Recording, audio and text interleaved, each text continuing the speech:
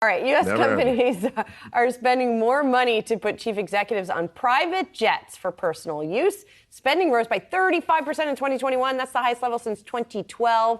That luxury lifestyle is where we find Brian Sozzi's take today. So from the open road to the jet set, for sure.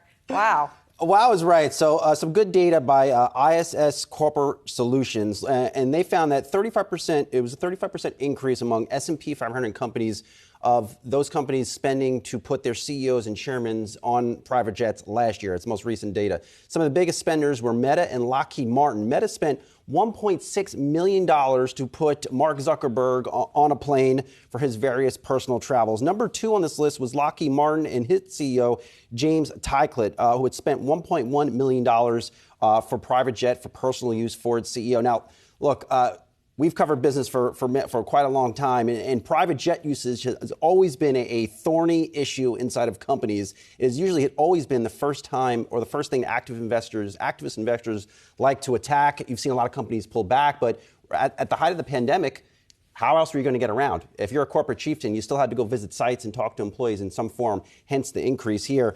Also worth noting as well, the average amount spent for CEOs and chairmen last year on corporate and private jets up 36% to $170,660. Well, of course, the Roystar Waco deal almost fell apart over the private. It's a fictional Succession. Anybody watch Succession? Nice. They had to have their private jets. Well, there's my take, and as you can see in my private jet that I should be using a lot more nowadays. But my message is this to all those CEOs out there: I know you've had a great year of enjoying your private jet travel, but stay humble, stay focused, because I think a lot of investors don't want to see this type of egregious use of corporate jets, especially in an environment where we might get a recession, things are slowing down, and you should be watching profits. Well, I'm sure the Meta investors are not happy about that. But on the other side, the wheels up investors would love to see even more of this, perhaps. Up shares, though, down by about 82% over the past year.